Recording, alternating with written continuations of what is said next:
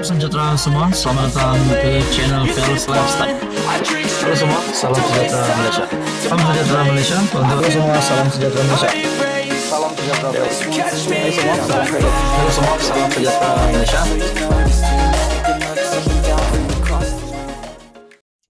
Halo semua, salam sejahtera Malaysia. Tuan-tuan dan puan-puan yang saya amat hormati semua. Hari ini saya mendapat satu maklumat yang menyebut nama salah satu menteri yang memang namanya besar dan juga pemimpin besar PKR, yaitu Rafizi Ramli ataupun RR. Saya mendapat maklumat di dalam sebuah artikel yang menyebut Rafizi ini sudah jatuh standard ke? Rafizi ini takut kalah debat ke? Nah, saudara-saudara yang amat dihormati, kalau benar Rafizi Ramli, timbalan Presiden PKR ini sudah jatuh standard, takut kalah debat, bukankah beliau tidak lagi relevan dalam politik Malaysia? Beliau sebagai menteri di dalam kabinet, sebagai ahli parlimen, dan juga sebagai bos besar PKR, timbalan Presiden PKR. Adakah beliau masih relevan untuk memegang jawatan itu? Kalau benar beliau sudah jatuh standard. Nah, saudara-saudara yang amat dihormati, satu artikel dari Malaysia Kini menyatakan Rafizi dah jatuh standard, takut kalah debat. Persoalan, kata YB Viral. Menteri Ekonomi Rafizi Ramli melakukan pusingan you apabila meminta mengadakan sesi soal jawab di podcast selepas melemparkan cabaran debat, kata pempengaruh media sosial YB Viral.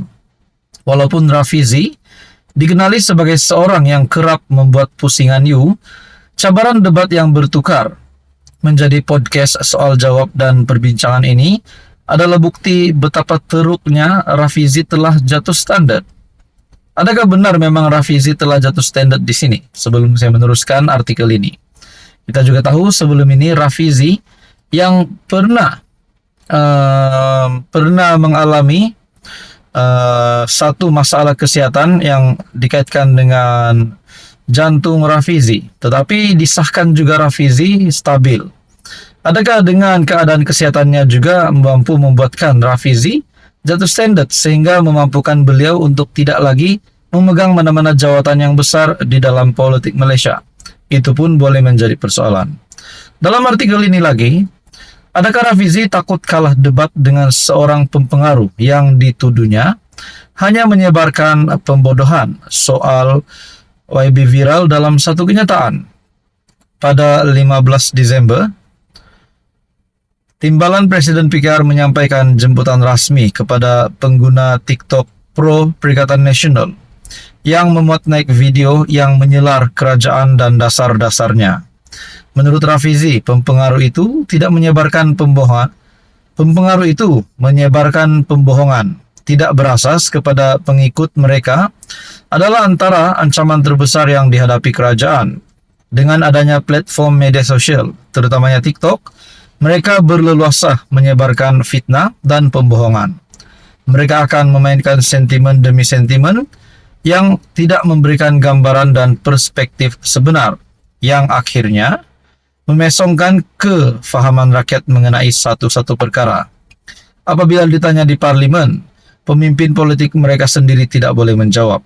Saya selalu bertanya kepada ahli-ahli parlimen PN tentang ukuran ekonomi yang mereka gunakan sebagai bukti kepada dakwaan mereka. Ekonomi telah merudum. Mereka tergagap-gagap dan tersipu-sipu seperti kerengga yang lari bertempiaran, kata Rafizi. Bagaimanapun YB Viral berkata, Rafizi hanya menepis segala isu dan kritikan yang dilemparkan terhadap kerajaan sekarang sebagai pembodohan dan fitnah. Apa komen Anda berkaitan dengan isu ini? Sekian saja, teruskan bersama di dalam channel ini untuk info yang seterusnya. Halo semua, selamat petang, salam sejahtera. Terima kasih kerana memilih channel ini, Fels Lifestyle, untuk mendapatkan info-info politik, perkembangan politik terkini di Malaysia. Nah, saudara-saudara yang amat dihormati, tuan-tuan dan puan-puan, hari ini kita akan bercakap tentang satu persoalan yang melibatkan Dewan Undangan Negeri Sabah. Umum juga mengetahui, di dalam rekod kita tahu bahwa warisan UMNO, dan juga GRS yang telah menyatakan sokongan terhadap kerajaan perpaduan pimpinan Datuk Seri Anwar Ibrahim.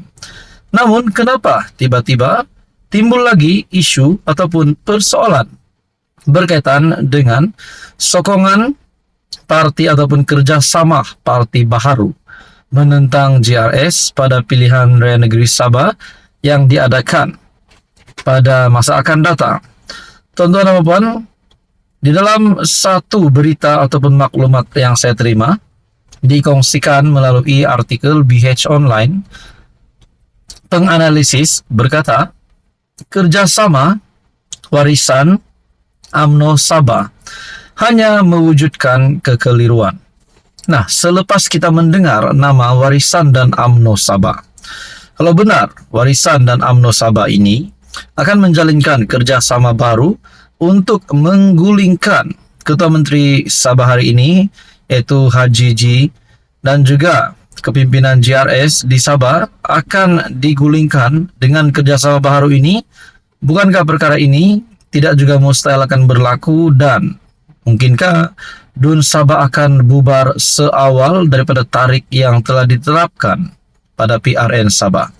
Nah, tuan-tuan dan puan, kita juga mengetahui kenyataan daripada kepimpinan UMNO dan juga kepimpinan Barisan Nasional Sabah ataupun UMNO Sabah serta Warisan Sabah tidak mempunyai masalah untuk menjalinkan hubungan.